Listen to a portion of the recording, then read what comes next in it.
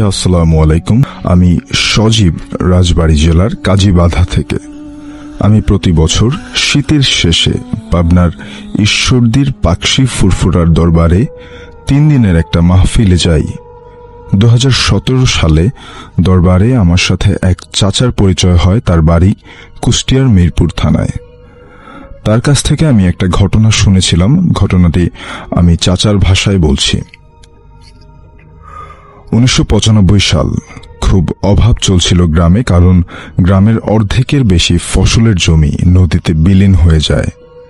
তাই 2 ভাই মিলে ঢাকায় আশুলিয়ায় জিরাবো এলাকায় একটা ফ্যাক্টরিতে চাকরি নেই। বাড়িতে ফ্যাক্টরির টেলিফোন নাম্বারটা রেখে এসেছি বিপদে পড়লে যোগাযোগ করার জন্য। বেশ ভালোই চলছিল। 3-4 মাস পর ছোট ভাইকে দিয়ে টাকা পাঠাতাম। তাই গ্রামে 2 ভাই বেশি একটা যেতাম না। ঘটনার দিন রাতে 2 ভাই ওভারটাইম করছিলাম, কারণ কাজের চাপ খুব বেশি ছিল। হঠাৎ ম্যানেজার এসে আমাকে আর আমার ছোট ভাইকে ডেকে বলল, তোমাদের আর কাজ করতে হবে না। তোমাদের গ্রাম থেকে তোমার চাচা টেলিফোন করেছিল, তোমার বাবা মারা গেছে। তোমরা 2 ভাই এখনই রওনা করো। ম্যানেজার বেশ কিছু টাকা দিলে আমাদের হাতে, এবং তখন রাত 11:30 মতো বাজে। 2 ভাই রুমে না গিয়ে বাস ধরে নবীনগর চলে গেলাম। তখন রাত প্রায় 12টার বেশি।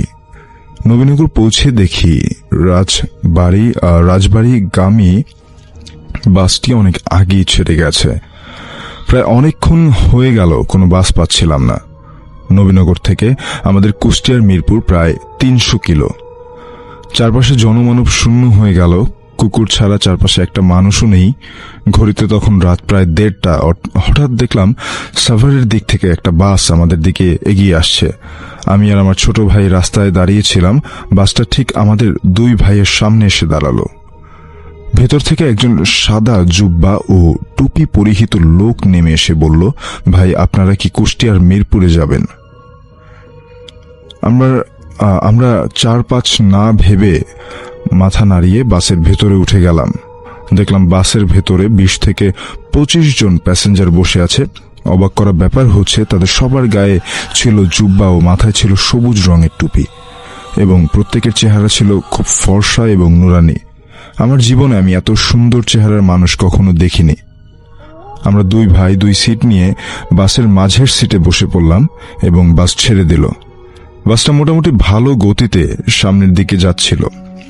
সাধারণত বাসের প্যাসেঞ্জার সবাই কিন্তু সবার সাথে মোটামুটি কথা বলে, কিন্তু এখানে কেউ কারোর সাথে কোনো কথা বলছিল না। কিন্তু এত রাতেও বাসের মধ্যে সবাই জেগেছিল। ধামরাই পাড়ি দিয়ে রোডের পাশে বিশাল একটা বিলের কাছে এসে বাসটা আবার থেমে যায়। সেখানে থেকে আরো 15 থেকে 20 জন লোক বাসে ওঠে। তাদের প্রত্যেকের পরনেই ছিল জুব্বা এবং টুপি। বাসটা আবার চলতে শুরু করে। এক পর্যায়ে আমি আর আমার ছোট ভাই ঘুমিয়ে যাই গভীর ঘুমে। হঠাৎ আমার ঘুম ভেঙে যায়। ঘুমটা ভাঙার কারণ হচ্ছে সুন্দর একটা স্মেল। বাসের মধ্যে এত সুন্দর সুগন্ধ কোত্থেকে ভেসে বেড়াচ্ছিল এটা আমি বুঝতেই পারিনি। আর এত সুন্দর স্মেল আমি কখনো এর আগে অনুভবও করিনি। এবং দেখলাম সবাই সবার সাথে এত রাতেও কথা বলছে। তারপর আমি আবারও ঘুমিয়ে পড়ি। হঠাৎ একজন পাঞ্জাবি জুব্বা পরা লোক আমাকে এবং আমার ছোট ভাইকে ডেকে উঠায় এবং বলে, ভাই আমরা মিরপুর সদরে চলে এসেছি। 2 জন নেমে দেখি, হ্যাঁ আমরা আমাদের মিরপুর সদরে চলে এসেছি। পকেট থেকে টাকা বের করে ভাড়া দিতে চাইলাম, কিন্তু তারা ভাড়া নেবে না। অনেক রিকোয়েস্ট করার পরেও ভাড়া নিল না। বাস থেকে নামার পর বাসটা আবার ঘুরে চলে যায়। কিন্তু আমার চোখটা আটকে যায় ঘড়ির দিকে। আমি স্বপ্ন দেখছি না তো। মাত্র 2:05 বাজে। আমি যেন আকাশ থেকে পড়লাম, কারণ মাত্র 30 মিনিটে নবীনগর থেকে কুষ্টিয়ার মিরপুর 300 কিলো পথ পাড়ি দেওয়া কোনোভাবেই স্বাভাবিক বিষয় না। আসলে মাথা তেমন কাজ করছিল না। কি ঘটে গেল সেদিন ভ্রুক্ষেপ না করে 2 ভাই কোনো মতে নিজেকে সান্ত্বনা দিয়ে হাঁটা শুরু করলাম। মিরপুর সদর থেকে আমাদের গ্রাম ছিল আরো 8 থেকে 10 কিলো উত্তরে হার্ডিং ব্রিজের পাশের এলাকা। এত রাতে রিক্সা ভ্যান পাওয়া সম্ভব নয়, তাই 2 জনে হাঁটা শুরু করলাম। প্রায় 20 মিনিট হাঁটার পরে পেছন থেকে একটা ভ্যান বেল বাজিয়ে বাজিয়ে আসছিল। ভ্যান চালক আমাদের সামনে এসে বলে, ভাই আপনারা কই যাবেন? এত রাতে কোত্থেকে এলেন? আমি বললাম, ভাই খুব বিপদে পড়েছি, আপনি যদি আমাদের রূপনগর পৌঁছে দিয়ে আসতেন তাহলে খুব উপকার হতো। ভ্যান চালক বলল, হ্যাঁ আমি তো ওই দিকেই যাচ্ছি। পা চালিত ভ্যান বেশ ভালোই লাগছিল। ভ্যান চালক বলল, ভাই আপনাদের আগের গ্রামের গজনার বিলের বট গাছের ওখানে মাস 2 আগের একটা ভ্যান নদীর বালি বহন করা একটা ট্রাকের সাথে ধাক্কা লেগে বট গাছের সাথে চাপা পড়ে ভ্যান চালক মারা যান। তারপর থেকে নাকি প্রায় গভীর রাতে ওখান থেকে গেলে সেই ভ্যান চালককে বট গাছের সাথে উল্টো হয়ে ঝুলতে দেখা যায়। ওই জায়গায় এখন খুবই হন্টেড হয়ে গেছে। আপনারা 2 জনকে পেলাম, বেশ ভালোই হলো, 3 জনে চলে যাব, কোনো সমস্যা হবে না।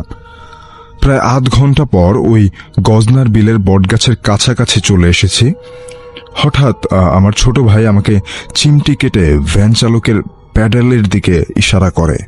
আমি চেয়ে দেখি কি দেখছি? আমি দেখলাম ভ্যান চালকের পা উল্টো করে প্যাডেল চালাচ্ছে এবং তার পা দুটো উল্টা হয়ে আছে। তার পায়ে ছিল অনেক বড় বড় লোম। ভয়ে তো আমরা 2 জন শেষ। 2 ভাই কোনো কথা না বলে চুপচাপ বসে থাকলাম। তারপর যেন ভ্যানের স্পিড হঠাৎ করে আরো বেড়ে গেল। ভ্যানটা যতই গজনার বিলের দিকে যাচ্ছিল, ভ্যানের গতি তত বেড়ে যাচ্ছিল। বটগাছের কাছাকাছি আসতেই এত স্পিড থাকা অবস্থায় ভ্যান চালক এক লাফ দিয়ে বটগাছের ডাল ধরে গাছে উঠে যায় এবং আমাদের ভ্যানটা বিলে পড়ে যায়। এবং পানিতে পড়ার জন্য আমাদের তেমন কোনো ক্ষতি হয়নি। পানি থেকে উঠে দেখি ওই ভ্যান চালক মোটা ডালের সাথে উল্টো হয়ে ঝুলছে এবং মুহূর্তের মধ্যে উল্টো হয়ে গাছ থেকে বেয়ে বেয়ে নামছিল। আমরা 2 জন বিপদ আসন্ন বুঝতে পেরে দিলাম দৌড়তে গজনার বিল শেষ করে গ্রামের কাঁচা রাস্তায় উঠি। গজনার বিল পাড়ি দিয়ে রাস্তায় উঠে সামনে একটা কালী মন্দির। ওই জায়গাটাও সুবিধাজনক নয়। এবার 2 জনে আস্তে আস্তে হাঁটতে হাঁটতে মন্দিরের রাস্তা ধরে যাচ্ছিলাম। মন্দির পার হতেই কে যেন পেছন থেকে আমাকে নাম ধরে ডাকলো। পেছনে তাকিয়ে 2 জন যা দেখলাম তা দেখার জন্য আমরা 2 ভাই একদমই প্রস্তুত ছিলাম না। দেখলাম মন্দিরের ওখান থেকে দানবের মতো উঁচু লম্বা একটা লোক, সারা গায়ে লোম, সে আমাদের দিকে এগিয়ে আসছে। কিন্তু ভয়ঙ্কর ব্যাপার হলো ওই জিনিসটার ঘাড়ে কোনো মাথা নেই।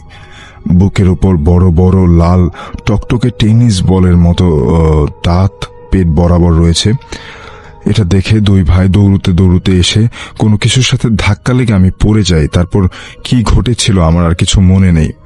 সকালে জ্ঞান ফিরে নিজেকে আবিষ্কার করলাম আমাদের বাড়িতে। দেখলাম অনেক লোকের ভিড় আমাদের বাড়িতে। তারপর আবার 3য়বারের মতো অজ্ঞান হয়ে গেলাম, কারণ আমি মাথা রেখে বাবার কোলে শুয়েছিলাম। তাকিয়ে দেখলাম বাবা আমাদের দিকে তাকিয়ে হাসছে।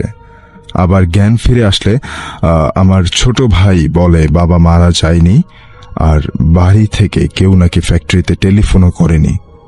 আমি চিন্তা করলাম ফ্যাক্টরির ম্যানেজার হয়তো আমাদের সাথে মজা করেছে, অনেকদিন বাড়ি আসি না তাই। পরে শুনতে পেলাম ওই গলা কাটা জিনকে দেখে আমরা 2 ভাই যখন দৌড়চ্ছিলাম তখন আমার ছোট ভাই অনেকটা এগিয়ে গিয়েছিল আমার থেকে, কিন্তু আমি গাছের সাথে ধাক্কা লেগে পড়ে যাই। আমার ছোট ভাই প্রায় বাড়ির কাছে এসে আমাকে না পেয়ে বাড়ির থেকে বাবা, কাকা এবং আরো কয়েকজনকে নিয়ে আমাকে খুঁজতে বের হয়। আমাকে খুঁজতে খুঁজতে পাওয়া গেল সেই গজনার বিলের বটগাছের গোড়ায়।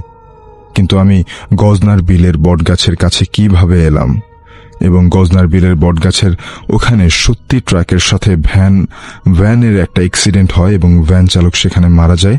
এবং তারপর থেকেই নাকি ওই ভ্যান চালককে বিভিন্ন রূপে দেখেছে এবং ভয়ও পেয়েছে অনেকেই। বেশ কয়েকদিন ছুটি কাটিয়ে ঢাকায় চলে আসি। এসে ম্যানেজারকে আমি প্রশ্ন করলাম যে এই বিষয়ে তিনি কেন মজা করলেন। ম্যানেজার বলল, ভাই তোমাদের সাথে আমি কি এমন মজা করলাম? তখন বললাম, সেদিন রাত্রে আপনি যে বললেন না আমাদের বাবা মারা গেছে, আমাদের 2000 টাকা দিয়ে পাঠিয়ে দিলেন। তখন ম্যানেজার বলল, আরে বোকা, আমি তো প্রতিদিন রাত 8টার পর তোমাদের কাজ বুঝিয়ে দিয়ে চলে যাই, তো কি বলো তোমরা? তখন চিন্তা করলাম, হ্যাঁ তাই তো, ম্যানেজার তো ওভারটাইম করে না, কেননা তার বেতন ফিক্সড। কিন্তু সেদিন রাতে কে বলল তোমার বাবা মারা গেছে? আর পথে এমন ধরনের সব অস্বাভাবিক ঘটনা, আর কেই বা দিয়েছিল ম্যানেজার রূপ করে সেই 2000 টাকা? এই ঘটনা আমার জীবনের স্মৃতির পাতায় সারা জীবন রয়ে যাবে। অনেকে হয়তো ঘটনাটা শুনে বিশ্বাস করতে পারছেন না। সত্যি বলছি, যিনি ঘটনাটা বলেছেন তিনি বলেছেন যে এমন অন্ধকার রাত যেন কারো জীবনে আর না আসে।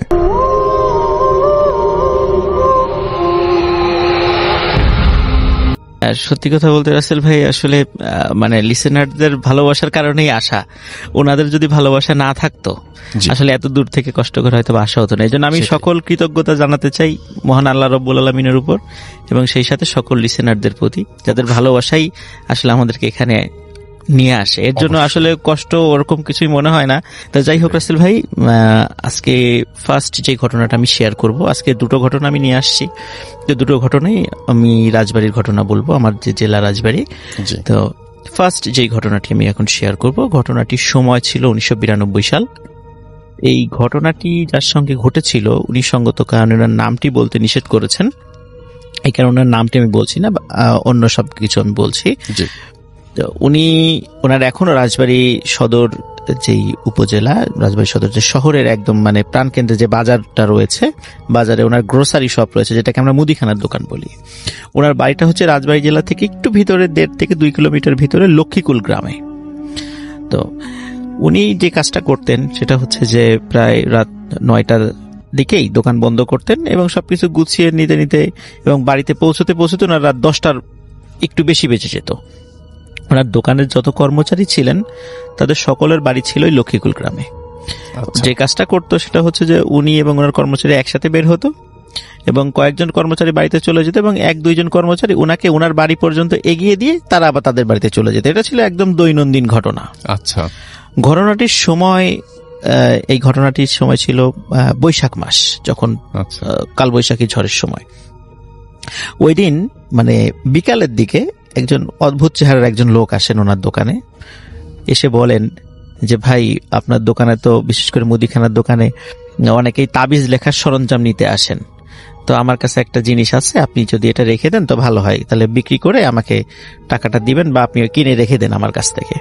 তো আসলে রাসেল ভাই, অনেক সময় যারা তাবিজ লেখেন আর কি, যারা এই প্রফেশনের সাথে জড়িত আছেন বা এই বিষয়ে যারা পারদর্শী, ওনাদের লেখার জন্য বিভিন্ন ধরনের জিনিস, যেমন পাতলা কাগজ, জাফরান কালি, তারপরে আপনার শুকনো চামড়া, এই জিনিসগুলো লাগে আর কি বিভিন্ন ধরনের কাজের জন্য।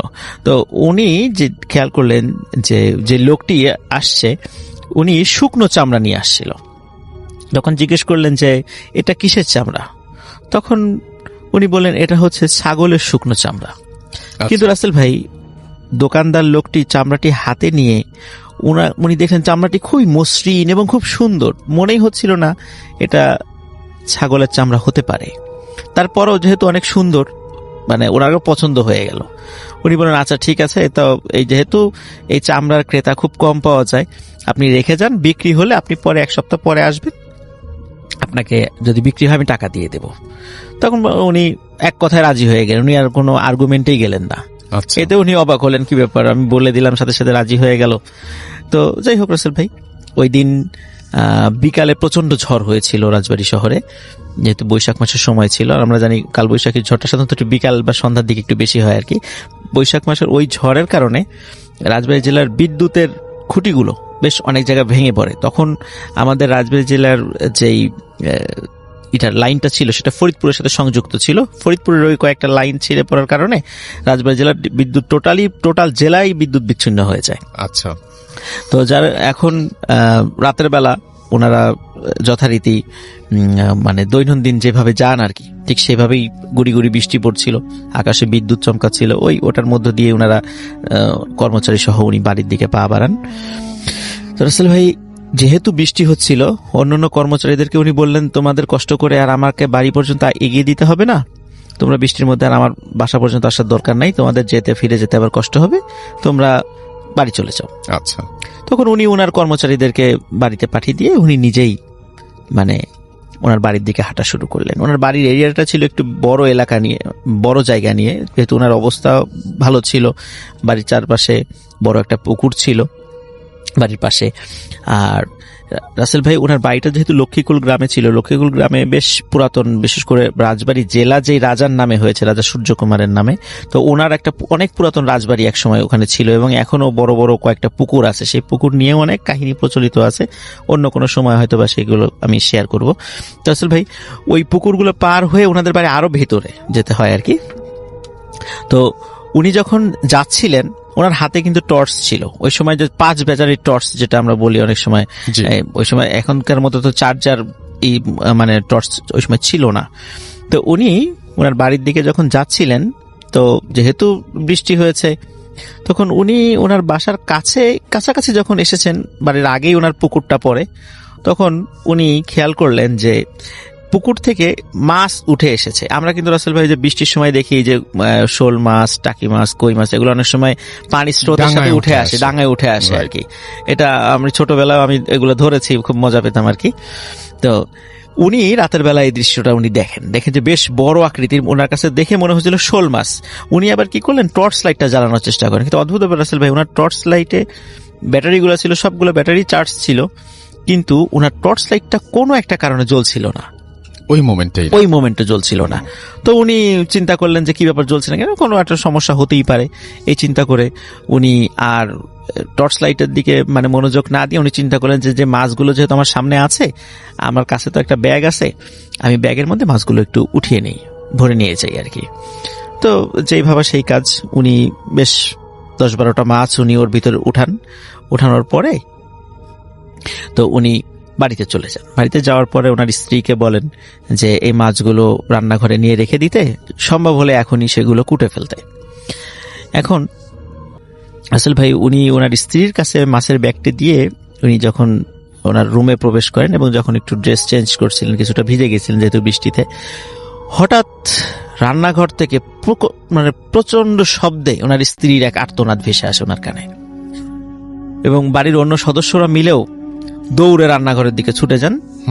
দেখেন যে ওনার স্ত্রী সেন্সলেস হয়ে পড়ে আছে এবং যে মাছের ব্যাগটা ছিল সেই ব্যাগে একটি মাছও নেই। তখন সবাই মিলে তাড়াতাড়ি করে ওনার স্ত্রীকে মানে পানি ছিটা দিয়ে বিভিন্ন প্রক্রিয়া করে ওনার স্ত্রীর জ্ঞান ফেরানো হয়। তো স্ত্রীর জ্ঞান ফেরানোর পরে তখন তাকে জিজ্ঞেস করা হয় আসলে ঘটনাটি কি ঘটেছিল। তখন ওনার স্ত্রী বলেন যে উনি মাছের ব্যাগটি নিয়ে যখন রান্নাঘরে এসেছেন এবং একটি একটি করে মাছ বের করবেন এই চিন্তা করে মনে করেন যে কেবল মানে একটা হাত মানে ব্যাগের মধ্যে দিয়েছেন, হঠাৎ করে ওনার মনে হয়েছে কেউ যেন খপ করে ওনার হাতটা চেপে ধরেছে। আচ্ছা, তখন উনি চিন্তা করেছেন যে হয়তোবা কোনো মাছ হয়তোবা আমাকে মানে কামড় দিয়েছে। এই চিন্তা করে উনি ব্যাগের মুখটা খুলে দেখতে গিয়েছেন আসলে কি হলো। যখনই রাসেল ভাই উনি ব্যাগের মুখটি খুলেছেন, দেখে যে ওখানে একটি মাছও তো নাই, বরং সেখানে রয়েছে বাচ্চাদের মানে আঙ্গুলের মাথা থেকে শুরু করে কোনোই পর্যন্ত এই হাত, কাটা হাত, প্রায় 15-16টা কাটা হাত ওই ব্যাগের মধ্যে রয়েছে এবং ওই একটা হাতই খপ করে ওনার হাতটা চেপে ধরেছে। আচ্ছা, তখন উনি ওই দৃশ্য দেখে সাথে সাথে সেন্সলেস হয়ে পড়ে যান চিৎকার করে। মানে এতটুকুই ওনার মনে আছে, পরে আর কিছু মনে নাই। পরে এসে আর কোনো মাছ তো ছিলই না। তখন সবাই বললেন যে রাতের বেলায় এভাবে মাছ নিয়ে আসতে হয় না, মাছ নিয়ে আসলে এরকম ভয়ঙ্কর কিছু হতে পারে। সবাই মানে এইভাবে ওই যে দোকানদার যেই আঙ্কেল আর কি ওনাকে একটু ভৎসনা করলেন। আচ্ছা, উনি চিন্তা করলেন হয়তো এরকম একটা ঘটনা হয়ে গেছে, প্যারানরমাল একটা ঘটনা, এই ঘটনা এখানেই শেষ, উনি এটাই মনে করেছিলেন। রাসেল ভাই এটা ছিল সবে শুরু মাত্র। তো এর ঠিক পরের দিন উনি যখন রাতের বেলা বাড়িতে ফিরছিলেন, বাড়িতে ফেরার পর ওই দিন আবার সব ওনার কর্মচারীরা ওনার বাড়ি পর্যন্ত এগিয়ে দিয়েছিল, যেহেতু আগের দিন একটা দুর্ঘটনা ঘটে গেছে। এই জন্য ওই দিন একদম বাড়ি পর্যন্ত এগিয়ে দিয়ে গেছে। কিন্তু বাড়ি পর্যন্ত এগিয়ে দেওয়ার পর উনি যখন বাড়ির বাইরের ওনার টিনের গেট ছিল, টিনের গেটটা খুলে যখনই ভিতরে ঢুকেছেন, দেখে উঠোনে 15-20টা বাচ্চা খেলাধুলা করছে। আচ্ছা, এবং অদ্ভুত ব্যাপার হলো ওই বাচ্চাগুলো সবার মাথা অস্বাভাবিক রকমের বড় এবং চ্যাপ্টা প্রকৃতির। এবং ওই সময় মানে চাঁদের আলো, যেহেতু মানে ঝড়ের সময় চাঁদের আলো ওই সময় ছিল না, একটু বিদ্যুৎ চমকাচ্ছিল। বিদ্যুৎ চমকার আলোতে উনি যতটুকু দেখলেন সেটা হচ্ছে যে প্রত্যেকের চেহারা খুবই অদ্ভুত প্রকৃতির এবং সবার চোখগুলো অনেক বড় বড়। তো উনি দৃশ্য দেখে কিছুটা একটু ভয় পেলেন এবং চিন্তা করেন যে এই ধরনের বাচ্চা তো আমাদের গ্রামে আমি কখনো দেখেছি বলে মনে পড়ে না। আচ্ছা, তখন উনি জিজ্ঞেস করেন, এই তোমরা কারা? যখনই এভাবে বলেছে সবাই, ওই বাচ্চা 15-20টা বাচ্চা সবাই দৌড় দিয়ে, মানে মনে হলো মানে বেড়া টপকিয়ে লাফিয়ে লাফিয়ে বেড়া টপকিয়ে চলে গেল ওই পাশে। এবং ঘন অন্ধকার ছিল, ওই পাশে জঙ্গল ছিল, কিন্তু ওরা কোথায় গেল? উনি এইটা দেখে খুব মানে ভয় পেয়ে গেলেন। উনি সাথে সাথে তাড়াতাড়ি টর্চ নিয়ে বের হলেন। ওনার হাতে টর্চ ছিল, তখন টর্চ জ্বালিয়ে জঙ্গলের দিকে খেয়াল করলেন যে ওখানে কিচ্ছু নাই। উনি চিন্তা করেন কি ব্যাপার, এত তাড়াতাড়ি বাচ্চাগুলো কোথায় গেল?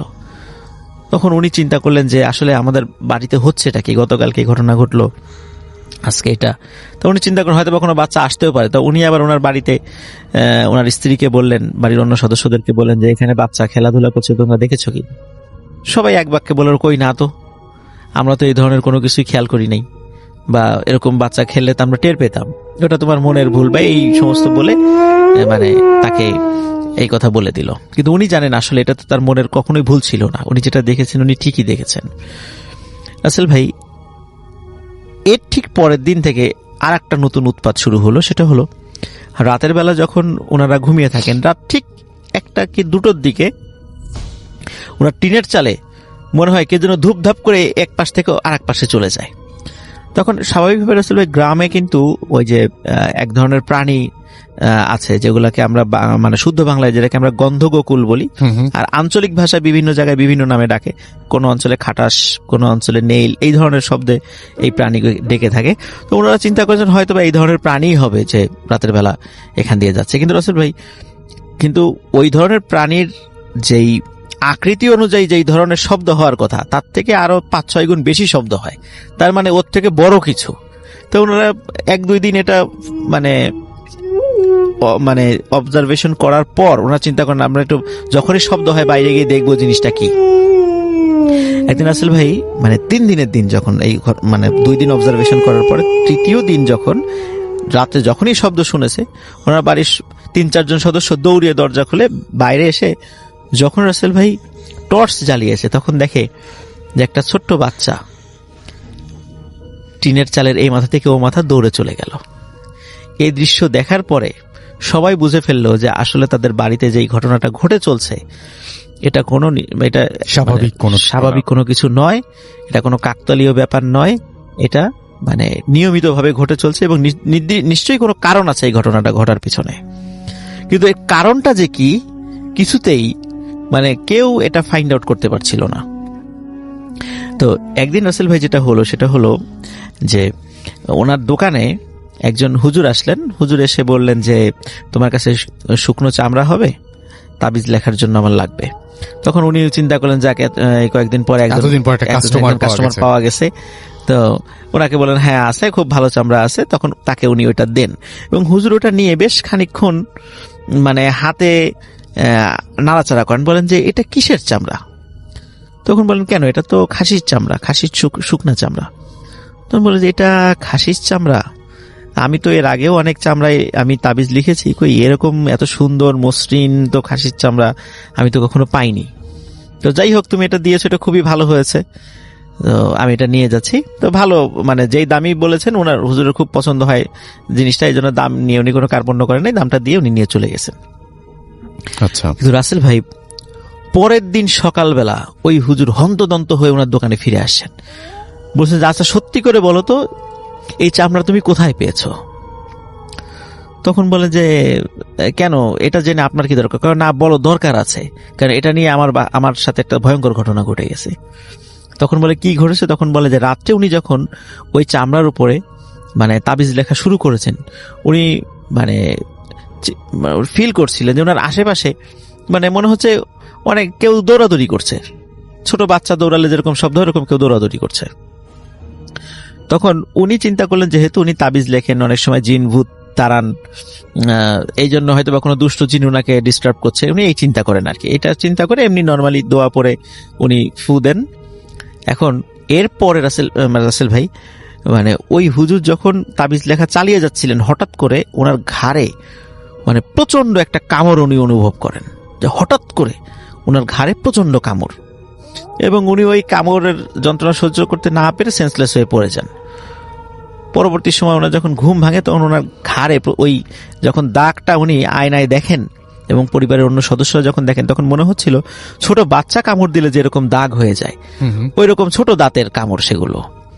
এবং এর কারণে উনি পরবর্তীতে হন্তদন্ত হয়ে ফিরে আসেন যে আমার কখনো এরকম ঘটনা ঘটে নাই, আজকে তোমার এই চামড়া লেখার সময় কেন এই ধরনের ঘটনাগুলো, সত্যি করে বলো চামড়া তুমি কোথায় পেয়েছো?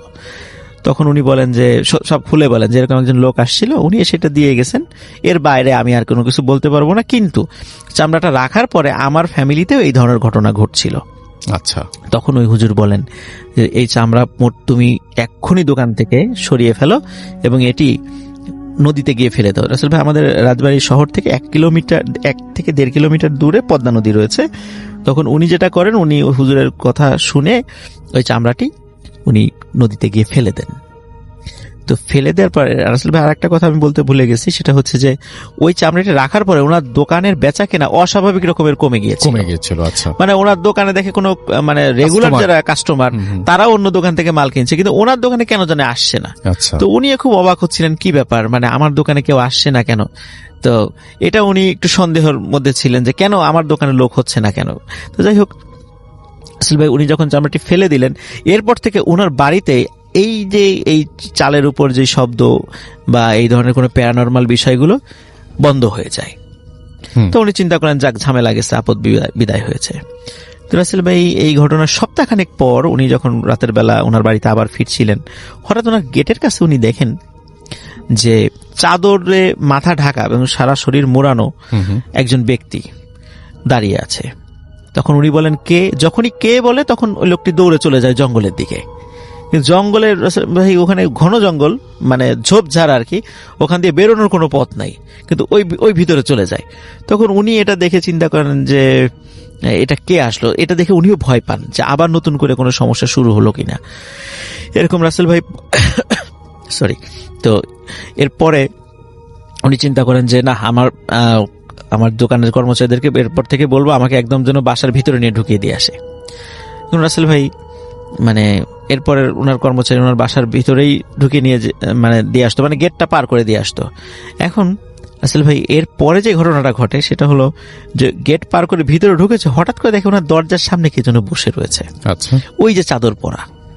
তো যখনই বলে কে, তখনই সে লাফ দিয়ে ওই যে ঠিক যেমন ওই বাচ্চারা যেমন টিনের গেটটা টপকিয়ে খুব মুহূর্তের মধ্যে চলে গিয়েছিল, ঠিক উনি এরকম লাফ দিয়ে চলে যান।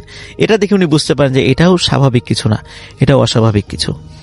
তো এরকম রাসেল ভাই প্রায়শই ওনার সাথে ঘটতে থাকে এবং বাড়ির সদস্যরাও টের পান যে রাতের বেলা ওনাদের বাসার চারপাশ দিয়ে কেউ যেন ঘোরাঘুরি করছে।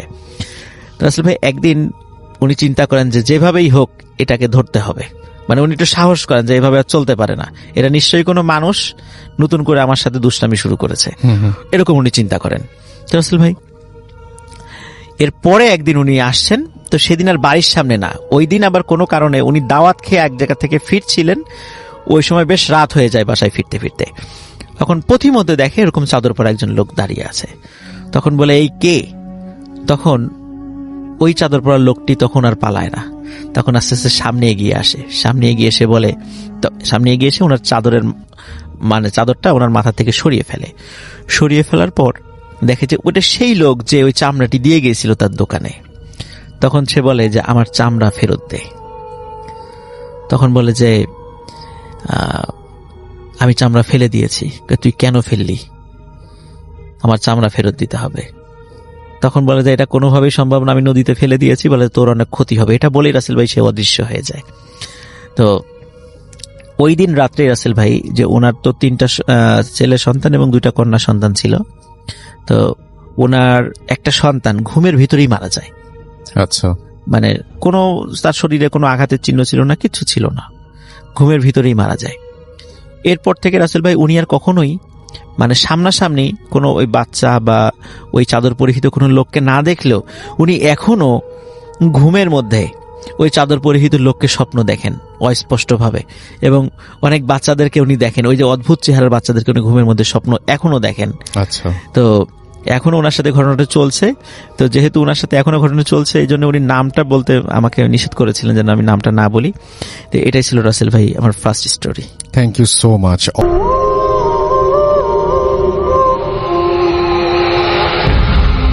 96 মাঝামাঝি সময়, সেটা কোন মাস ছিল মনে নেই। তখন আমি একটা হাফেজিয়া মাদ্রাসার ছাত্র। কোরআনের মধ্যে কিছু সূরার আমল লেখা থাকে, সেখানে একটা আমলে পেয়েছিলাম যে সূরা জিন 700 বার পাঠ করলে সমগ্র জিন জাতি তার বশীভূত হয়। তাই আমিও আমল শুরু করেছিলাম।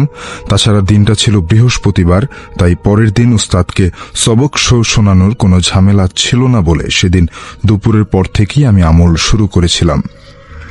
মোটামুটি রাতের 9টা পর্যন্ত প্রায় 400 বারের মতো পড়ে ফেলেছিলাম। বাড়ি ফেরার সময় আমার কোরআন শরীফটা বুকে নিয়ে আর এক হাতে তসবিহ নিয়ে সূরাটা পড়তে পড়তে বাড়ির দিকে চলে আসছি, এমন সময় আমার চেয়ে প্রায় 3 গুণ লম্বা একটা লোকের মুখোমুখি হয়েছিলাম। লোকটা আমার তসবিহ ধরা হাতটা চেপে ধরে প্রশ্ন করেছিল, তুই কি পড়তাছস? বলে রাখা ভালো, লোকটার গায়ে এমন একটা পোশাক ছিল যেরকম ওইরকম পোশাক আমি কোনোদিনও কোনো মানুষের গায়ে আগে পড়তে দেখিনি। অন্ধকারের মুহূর্তেও লোকটার চোখ, মুখ, চেহারা স্পষ্ট দেখা যাচ্ছিল উজ্জ্বলভাবে। মোটা মোটা ভ্রু, কয়লার আগুনের মতো চোখ দুটি যেন আমাকে সম্মোহিত করে ফেলেছিল। আমি তার প্রশ্নের উত্তরে এমন একটা গগনবিদারী চিৎকার করলাম, যদি চিৎকারের অনুভূতি তার থাকতো তাহলে আমি নিশ্চিত তার কানের পর্দা ফেটে যেত। আমি চিৎকার করার পর লোকটা আমার হাত ছেড়ে দিয়ে বলছিল, যা চলে যায় এখান থেকে, আর কোনোদিন এইসব পড়বি না। ছাড়া পাওয়া মাত্র আমি এক দৌড়ে ঘরের দরজার সামনে গিয়ে পড়েই অজ্ঞান হয়ে যাই। আর অজ্ঞান হওয়ার পূর্ব মুহূর্ত পর্যন্ত কোরআন শরীফটা আমি বুক থেকে ছাড়িনি। পরের দিন থেকে আমার এমন জ্বর শুরু হয়েছিল যে 1 মাস পর্যন্ত আমি জ্বরে ভুগে পরে সুস্থ হয়েছিলাম। আরেকটা ঘটনা, উপরোক্ত ঘটনার সময় আমার বয়স ছিল 13 বছর। তারও প্রায় 3 বছর পরে একটা ছাত্র একা এসে আমাদের মাদ্রাসায় ভর্তি হয়েছিল। তার নাম ছিল মুক্তার, দেখতে আমাদের বয়সী ছিল। সে আসার পর থেকে তার আচরণে অদ্ভুত কিছু ব্যাপার লক্ষণীয়। সে তেমন কারোর সাথে মিশত না, আর সবসময় একা থাকতো। আমাদের খাওয়ার সময় সে কোথায় যেন চলে যেত। তাকে যখন জিজ্ঞাসা করা হতো খেয়েছো কিনা, তখন সে বলতো যে আমি বাহির থেকে খেয়ে এসেছি, এখানকার খাবার আমার ভালো লাগে না। এমন আরো কিছু আজব ব্যাপার ছিল তার চরিত্রে। তো যাই হোক, মূল ব্যাপারে আসি। আমাদের ওস্তাদের কঠোর নিষেধ ছিল রাত 11টার পর কারো টয়লেটে যাওয়ার দরকার হলে সে যেন একা না যায়। প্রয়োজনে অন্য কোনো ছাত্র যেন অবশ্যই সাথে নিয়ে যায়। একদিন রাত 12টার দিকে আমার এক বন্ধু আওলাদ হোসেনকে নিয়ে টয়লেটে গেলাম। গিয়েতে দুজনেরই আমাদের চক্ষু ছানা বড়া। দেখি মসজিদের বারান্দায় বসে মুক্তার কোরআন পড়ছে। টয়লেটে আসার সময় নিজের চোখে দেখেছি যে ও হাসান ভাইয়ের সাথে ঘুমাচ্ছে। 2 জায়গায় একজনকে দেখা আমরা খুবই অবাক হয়ে যাই, এবং পরে মুক্তারকে ডাক দিয়ে বললাম, তুমি এখানে আসলা কিভাবে? তাকে যে মাদ্রাসায় ঘুমাতে দেখেছিলাম, ব্যাপারটা আমরা দুজনেই চেপে গিয়েছিলাম ভয়ে। মজার ব্যাপার হলো, মুক্তার আমাদের প্রশ্নের উত্তর না দিয়ে সে হাতে পায়ে ধরে কান্নাকাটি করছিল আর বলছিল, ভাই তোমরা হুজুরকে কিছু বলো না, উনি জানলে আমাকে মাদ্রাসা থেকে বের করে দেবে। পরে আমি বললাম যে ঠিক আছে, বলবো না, তুমি আর এমন করো না। পরবর্তীতে আমি কথা রাখলেও আওলাদ কথা রাখতে পারেনি। সে পুরো ঘটনার বৃত্তান্ত অনেকের কাছে প্রকাশ করে দিয়েছিল। এরপর ব্যাপারটা 2 কান থেকে 6 কান এরকম হতে হতে সবাই মোটামুটি ঘটনাটা জেনে গেল। তার কিছুদিন পর আমাদের সকলের সিনিয়র ইমরান ভাই আমাদের উস্তাদের কাছে ব্যাপারটা জানান, আর তিনি আরো কয়েকবার নিজে পরীক্ষা করে দেখেছিলেন যে দরজা বন্ধ থাকা অবস্থায় মুক্তার গায়েব, সেটাও সে জানান। পরে হুজুর মাগরিবের নামাজের পরে ইমরান ভাইকে দিয়ে সবাইকে জানিয়ে দেন যে আজ সবাই যেন জেগে থাকি, আজ মুক্তারকে ধরা হবে হাতে নাতে। রাত 9:30 খেয়ে সবাই 10:30 মধ্যে শুয়ে ঘুমানোর ভান করেছিলাম। ছোট 2-1 ছাড়া প্রায় সবাই জেগে রুদ্ধশ্বাসে অপেক্ষা করছিলাম মুক্তারের কাণ্ড সরাসরি প্রত্যক্ষ করার জন্য। ঠিক রাত 1:20 আমার চোখ লেগে আসছিল। এমন সময় ডিম লাইটের আলোয় স্পষ্ট দেখলাম মুক্তারের বিছানা থেকে একটা আলো প্রকাশিত হচ্ছে। পরে আলোটা প্রায় মানুষের আকৃতি ধারণ করে এবং ধীরে ধীরে দরজার দিকে যেতে দেখলাম। মনে মনে ভাবছিলাম যে ভুল দেখছি না তো। আমার পাশের বিছানায় আওলাদকে কনুই দিয়ে আমি খোঁচা দিলাম এবং ও ইশারায় আমাকে চুপ করে থাকতে বলল। আশ্চর্যজনক ব্যাপার হলো যে মুক্তারের দেহটা তখনও শুয়ে থাকতে দেখছিলাম ওর বিছানায়, আর ওই মানুষ আকৃতির আলোটা ধীরে ধীরে দরজা ভেদ করে বেরিয়ে গেল। ইমরান ভাই আর হাসান ভাই আমাদের সবাইকে অবাক করে দিয়ে তাদের বেড থেকে তোশক নিয়ে ঘুমন্ত মুক্তারকে চেপে ধরল এবং এর মধ্যে ওস্তাদ লাইটের সুইচ দিয়ে দিল। পরে পুরো মাদ্রাসার মধ্যে হইচই শুরু হয়ে গেল যে আর অধীর আগ্রহে সবাই অপেক্ষা করছিল যে ইমরান ভাই আর হাসান ভাই তোশকের নিচে কি আছে সেটা দেখার জন্য। তারা দুজনেই তাদের তোশক দিয়ে মুক্তারের বিছানা চেপে ধরেছিল। পরে হুজুর এসে বলল তোশক সরাতে, এবং তোশক সরানোর পরে সবাই দেখলাম বিছানা মুক্তার শূন্য। সবাই অবাক হয়ে বসে রইলাম আর ভাবতে লাগলাম এটা কি করে হলো। তারপর থেকে আমরা কোনোদিন মুক্তারকে দেখিনি।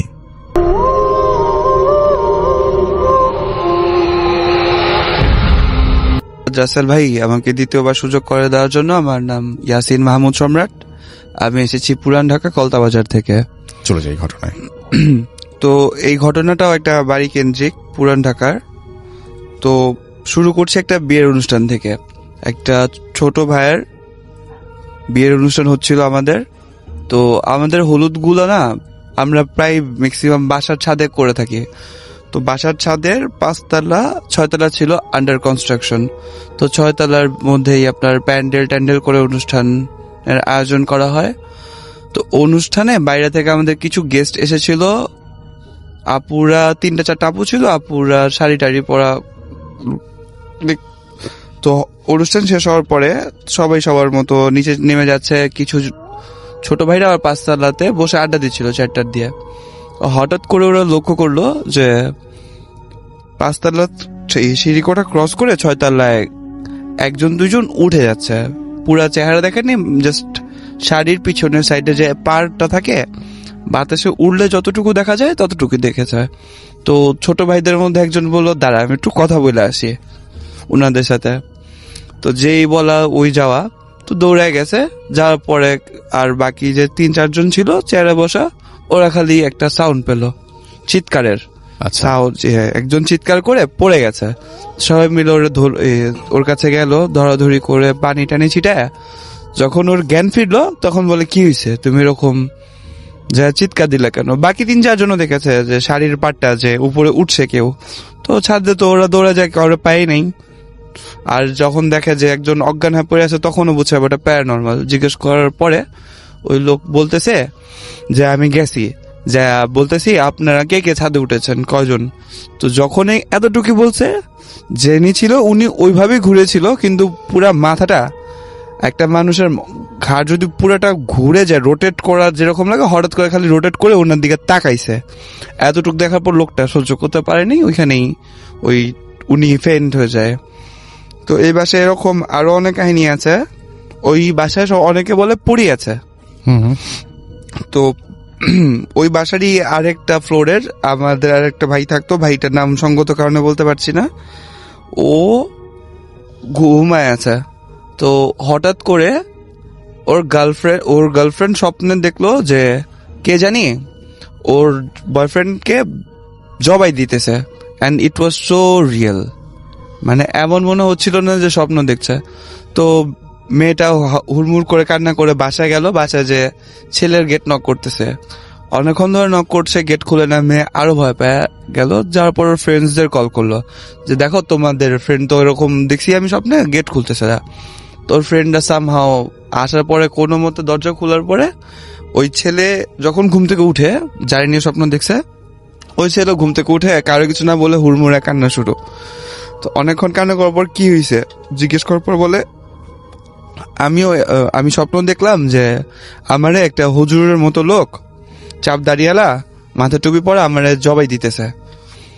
তো এটা কিভাবে কোইন্সিডেন্টটা কিভাবে মিললো? গার্লফ্রেন্ড যে স্বপ্ন দেখে বাসায় আসলো, ওই ছেলে ওই স্বপ্ন দেখে উঠে কান্না করতেছে। তো সবাই নোটিস করলো ওই ছেলেটার গলায় পাতলা একটা দাগ। মানে কেউ যদি ধারালো কোনো কিছু আমাদের গলায় রেখে চাপায় দেয়, যতটুকু কাটবে ততটুকুই।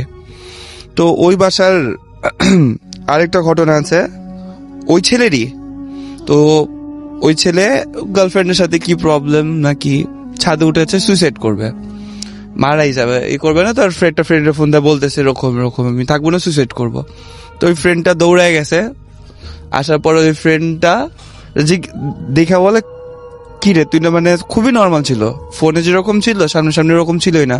তো বলে কি হয়েছে, তখন বলতেছে যে একটা আপু আমার হাত ধরে আমারে নিয়ে ছাদে টাঙ্কির সামনে চলে গেছে, তারপর আমার আর কিছু মনে নাই। আপুর আমি এখনো খুঁজতেছি, আপু কই গেল, ওই ঠিক রেড শাড়ি পরা আপুটা।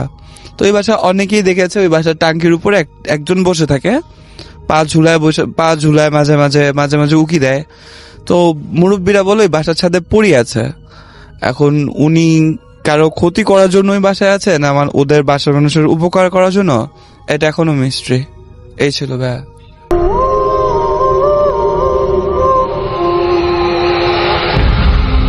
এই ঘটনাটা আমাকে পাঠিয়েছে হচ্ছে তার নাম আমি একটু দেখে নিই, শুভ্রকান্তি সেন। ওকে, নামটা একটু মিক্সড আপ হয়ে যাচ্ছিল আরেকজনের আচ্ছা, সাথে, এর জন্য। শুভ্রকান্তি সেন উনি ঘটনাটা পাঠিয়েছেন আমাকে ফেসবুকে। এই ঘটনা আমি আমার মতো করে বলি প্লিজ। আচ্ছা, শুভ্র কাহিনীটা পাঠিয়েছে, সে বেসিক্যালি চিটং এর ছেলে, চিটং এ তার জন্ম, বেড়ে ওঠা, এবং তার বন্ধুর একটা কাহিনী সে পাঠিয়েছে আমাকে। তারা চিটং ইউনিভার্সিটিতে পড়তো আর কি। আচ্ছা। তো এই চিটং ইউনিভার্সিটিতে ক্যাম্পাসে যাওয়ার জন্য শাটল ট্রেন আছে, এবং এটা বিভিন্ন সময়, দিনের বিভিন্ন সময় চলে আর কি, যাওয়া আসার জন্য। তো দুপুরে চলে, বিকালে চলে, সন্ধ্যায়। তো সন্ধ্যার দিকে ট্রেনগুলোতে আপনার যাত্রী খুব কম থাকে তখন, মানে বেশ দেখা যাচ্ছে মানে খুব কম যাত্রী, একটা বগিতে 2-3 জন করে যাত্রী এরকমও আছে। তো তার ফ্রেন্ড ওই দিন তার প্র্যাকটিক্যাল ছিল, দ্যাট ওয়াজ ইন 1998 এর ঘটনা বলছে, 98 সালে। তো শুভ্রকে তুমি করে বলা ও ঠিক নাম ধরে ডাকা ঠিক হচ্ছে কিনা জানি না, he is like about my age, কারণ মানে তার পড়াশোনার ইয়ার গুলো দেখে মনে হচ্ছে। সো এনিওয়েজ, সো ওখানে 98-এ বললো যে তখন ওনার ফ্রেন্ড বাসায় ফিরছে ইসের থেকে প্র্যাকটিক্যাল করে, তো এর মধ্যে বেশ সন্ধ্যা হয়ে গেছে, আলো কমে গেছে তখন। তো সে একটা বগিতে উঠে বসে সে একটা সিট বেছে নিয়েছে। সে ফার্স্টে খেয়াল করেনি বগিতে কতটুকু মানুষ বা কিছু, কারণ অন্ধকারে খুব ভালো দেখা যাচ্ছে না। তবে সে খুঁজে শেষের দিকের একটা বগি সে ঠিক করেছে যে আমি এখানেই বসবো। যেখানে নাকি ওখান থেকে নাকি যে একটা জায়গার কথা বলেছে যে 16 শহর, সেখানে যেতে প্রায় ঘন্টা 2 টাইম লাগে ট্রেনে। তো যেটা হয় যে সে আপনার চিন্তা করে যে আমি ট্রেনে বসে একটা ঘুম দেবো আর কি মাঝখানে সিটে। যাই হোক, সে বসে তার মতো কমফোর্টেবলি ঘুমানোর চেষ্টা করে, এবং সে দেখে আশেপাশে খুব একটা যাত্রী নেই। তো ট্রেন চলা শুরু করে এক সময়, এবং ঝাঁকুনিতে আস্তে আস্তে সে ঝিমাতে তার ঘুম চলে আসে, তন্দ্রার মতো চলে আসে। তো যখন সে তন্দ্রার মতো শুয়ে আছে, হঠাৎ সে শুনে যে কোন একটা বাচ্চার কণ্ঠে আশপাশ থেকে কোন একটা গান গাচ্ছে, এবং মানে সাম সর্ট অফ সং। এবং গানটা প্রথমে তার কাছে তন্ডার মধ্যে শুনতে নর্মাল লাগলো, পরের দিকে খুব মানে এটা তার কাছে খুব মানে বিরক্তিকর লাগা শুরু করে। কারণ গানটার শব্দ নাকি এরকম ছিল, ঠিক কানের কাছে চলে আসছে একবার, মনে হচ্ছে মাথায় ঢুকে যাচ্ছে, আরেকবার পিছিয়ে যাচ্ছে শব্দটা। আচ্ছা, এবং এই বারবার এটা হওয়ার কারণে সে একসময় উঠে বসে। আচ্ছা, উঠে বসে সে তাকায় আশেপাশে, দেখে যে কে গাচ্ছে গানটা। তো দেখে যে বগিতে তার আশেপাশে অন্ধকার হয়ে গেছে, অন্ধকারে তেমন কিছু দেখা যাচ্ছে না, সামনে পিছনে কেউ নেই, অন্ধকারের মধ্যে গানটা শোনা যাচ্ছে আর ট্রেনের শব্দ, ঠিক যে ট্রেনের শব্দটা হচ্ছে। তো সে আরেকটু উঠে আশেপাশে তাকায়, কিছুই দেখে না, দেখে পাশের সিটেও কেউ নাই, পুরো বগিটা ফাঁকা করছে। তখন সে ভালো মতো খেয়াল করে দেখে তার 2-1টা সিট পিছনে একটা বাচ্চার মতো বসে আছে, একটা ছায়ার মতো দেখা যাচ্ছে। তো সে যখন ছায়াটা দেখতে পায়, সে এখান থেকে একবার বলে যে কে এটা, কোনো শব্দ হচ্ছে না, মানে গানটাই চলতেছে, মানে থামতেছে না। তো তার খুব রাগ হওয়ার পরে সে উঠে দাঁড়ায় আস্তে আস্তে করে সিটটার কাছে যায়। তো যে দেখে যে আবছা অন্ধকারে যেটা বোঝা যাচ্ছে যে একটা বাচ্চার মতো বসে আছে, 8-10 বছর বয়স হবে, এবং মানে যতটুকু মানে হালকা আলো আশপাশ থেকে পড়তেছে সেটাতে বোঝা যাচ্ছে যে কাপড় চোপড় খুব জরাজীর্ণ, নোংরা কাপড় আর। এবং সে গান থাকছে, তখন সে সামনে যে বলে গান থামাও, নাহলে তুমি অন্য জায়গায় যাও, কোনায় যাও, এরকম করে বলে। তো দেখে যে বাচ্চাটা কোনো উত্তরই দেয় না তার কথা। তো সে প্রচন্ড রাগ করে সে বাচ্চাটাকে হাত দিয়ে এরকম ধাক্কা দিতে যায়। ধাক্কা যখন দিতে যায়, তখন তার গায়ে হাত দেয়, তখনই সে প্রচন্ড একটা শক খায়। কারণ সে যখন তার গায়ে হাত দিচ্ছে দেখে যে সে শরীরের ভেতর থেকে হাতটা পাস হয়ে গেছে, মানে ওখানে আসলে কোনো শরীর নেই, শরীর নাই। হ্যাঁ, it's like a holographic thing, বুঝছি। মানে একদম। একটা মানুষ ছায়ার মতো কিছু। ছায়ার মতো, কিন্তু তার ভেতরে শরীরে টাচ পড়েনি, যেটা আপনি বলেন হলোগ্রাফিক, হ্যাঁ, একদম holographic। পুরোপুরি। এবং সে তখন প্রচন্ড একটা ধাক্কা খেয়ে যায়। তো ধাক্কা যখন খায় সে অবাক হয়ে তাকায়, তখন দেখে যে বাচ্চাটা আস্তে করে মুখ তুলে তার দিকে তাকায়। তো তাকায় দেখে সে বাচ্চাটার মুখটার চোখ মুখের জায়গায় কিছু নাই, চোখের জায়গায় মনে হচ্ছে বড় দুটা গর্ত, লাইক আপনার টেবিল টেনিস বলের মতো হুম, হুম, হুম। বড় দুটা গর্ত, এত বড়? এত বড় এরকম গর্ত, আর মুখটা খুব জীর্ণ শীর্ণ এবং মনে হচ্ছে যে নাই কিছু এখানে। তো এটা দেখে সে মনে করেন যে আর রাখতে পারে না, সে ওইখানে বেহুশ হয়ে যায়, মানে তার আর কিছু মনে নাই। পরের সিন যেটা তার মনে আছে যে সে ওই 16 শহরের স্টেশন মাস্টারের রুমে, এবং তাকে স্টেশন মাস্টার জানায় যে তাকে কিছু মানুষ ওই যখন স্টেশনে পৌঁছেছে তাকে ওই বগির মেঝেতে শুয়ে থাকতে দেখে নিয়ে আসে টেনে। তো তখন তাকে সে বলে যে কি হয়েছিল, তখন সে বলে যে আমি এরকম এরকম দেখছি। সে তখন নাকি তাকে বলে যে ওই বাচ্চাটা একটা ওখানকার কুলি ছিল আর কি, কুলি বা টোকাই ছিল। তো সে খেলতে খেলতে সামহাও ট্রেনের ছাদে ওঠে, এবং ট্রেনের ছাদ থেকে সে পড়ে ওখানে মারা যায়, ট্রেনে কাটা পড়ে আর কি। এবং তারপর থেকে নাকি অনেকেই, মানে একলা কেউ থাকলে ওখানে একজন দুজন থাকলেই নাকি অনেকে ওই বাচ্চাটাকে দেখতে পায়। ওকে, তো এটাই ছিল কাহিনী। থ্যাংক ইউ সো মাচ বাবু ভাই, আপনার প্রথম ঘটনার জন্য আপনাকে অনেক ধন্যবাদ, এবং অনেক চমৎকার লাগলো ঘটনাটি। আমি খুব অধীর হয়ে শুনছিলাম, এবং সত্যিই চমৎকার ঘটনা, এবং এই ঘটনাটা আমার মনে হয় যে অনেকক্ষণ রেস্ট থেকে যাবে। তো থ্যাংক ইউ সো মাচ বাবু ভাই আপনার ঘটনার জন্য। আমরা আরো একটা ঘটনা বাবু ভাইয়ের কাছ থেকে শুনতে চাই, এবং আপনারা জানেন যে বাবু ভাই ছাড়া কোন স্পেশাল এপিসোড হবে এটা কখনো কল্পনা করা যায় না, এবং আজকেও সেটা আমরা কল্পনা করতে পারিনি। That's why he is here. And আমরা চলে যাই বাবু ভাই সেকেন্ড ঘটনায়। বাবু ভাই সেকেন্ড ঘটনাটা কার বা কে Second, পাঠিয়েছে? ঘটনাটা হচ্ছে যে ওর নাম হচ্ছে মেহেদি হাসান তমাল। জি, সে মনে হয় মুন্সিগঞ্জের মানুষ, মুন্সিগঞ্জের একটা কাহিনী আমাকে পাঠিয়েছে, এবং এইটার অনেক আগে পাঠিয়েছিল রাসেল ভাই। আই কুডন্ট সি ইট। আমি আজকে ঘটনা স্ক্রোল ডাউন করতে যে কয়েকটার মধ্যে একটা পেলাম, এগুলো ভাল লাগতেছিল আচ্ছা। সঙ্গে, কারণ এই ঘটনাটা অনেকটা মানে অলৌকিক একটা ব্যাপার। সে যেটা লিখছে যেটা মুন্সিগঞ্জ জেলার আপনার সিরাজ দিখান থানা নামে কি মালানগর গ্রামের আচ্ছা, ঘটনা, অনেক অনেক প্রত্যন্ত একটা। হ্যাঁ অঞ্চলের। এবং সে বলছে যে ঘটনাটা ওইখানে নাকি বেশ আপনার জনপ্রিয়, মানুষ অনেকেই মনে আচ্ছা। করছে এটা অলৌকিক কিনা। জিনিসটা হচ্ছে যে ওখানকার যে যার কাহিনী বলছে, সে একদিন রাতের বেলা হঠাৎ স্বপ্ন দেখতেছে যে সে তার বন্ধুদের নিয়ে কোথায় আড্ডা দিত আর কি, আড্ডা দিয়ে হেঁটে চলাফেরা করতো। তো স্বপ্নে দেখতেছে যে তারা ঠিকই আড্ডা দিচ্ছে বন্ধুরা, এবং তারা যখন যাচ্ছে রাস্তা দিয়ে, এই সময় একটা হাত ওপর থেকে, ঠিক আকাশ থেকে এসে তাকে ছো মারার চেষ্টা করতেছে, যেমন করে কোনো পাখি যেমন ছো মারে, লাইক এভাবে ধরার জন্য। এবং তাকে ছো মারছে দুইবার, এবং তাকে যখন ধরতে পারে নাই তখন হাতটা একটু পরে হাত একটা ছিটে আসছে, আকাশের থেকে একটা হাত ছুটকে আসছে, এসে কোন এক দিকে পড়ছে, কাইন্ড অফ লাইক উল্কার মতো। এবং সে স্বপ্নের মধ্যে দেখে যে কোথায় পড়ছে। আচ্ছা, এটাই তার স্বপ্ন ছিল।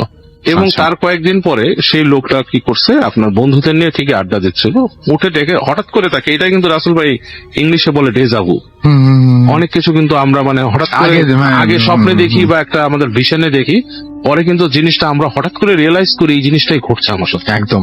হ্যাঁ, তো এই ডেজাভু নিয়ে কিন্তু অনেক কথা আছে। এই ঘটনাটা আমার সিলেক্ট করার কারণে হচ্ছে এই ডেজাভুর ব্যাপারটা এখানে আছে।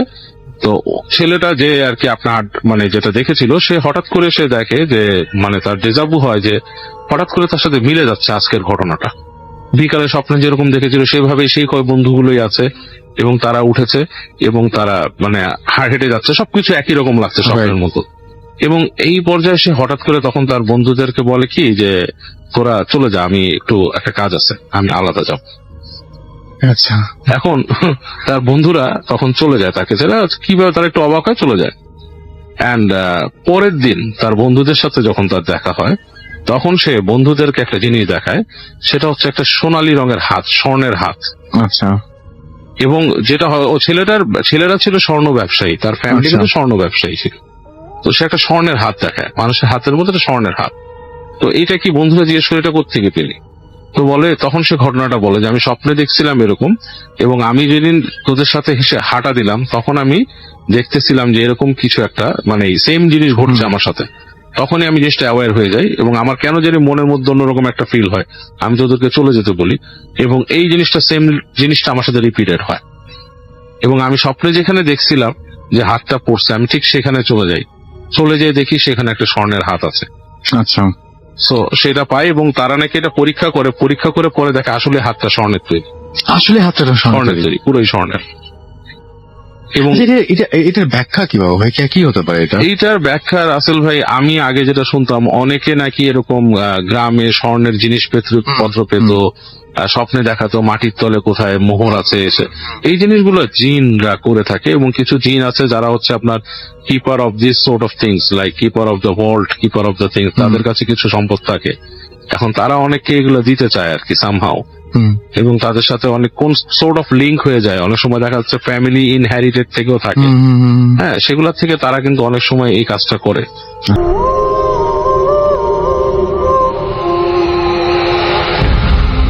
তো যে ঘটনাটা নিয়ে এসছি আজকে রাসেল ভাই আরেকটু কথা মাঝখান দিয়ে ইন্টারাপ্ট করে নিয়ে রাসেল ভাই, থ্যাংক ইউ আপনার এত সুন্দর অ্যারেঞ্জমেন্টের জন্য। Thank you so much.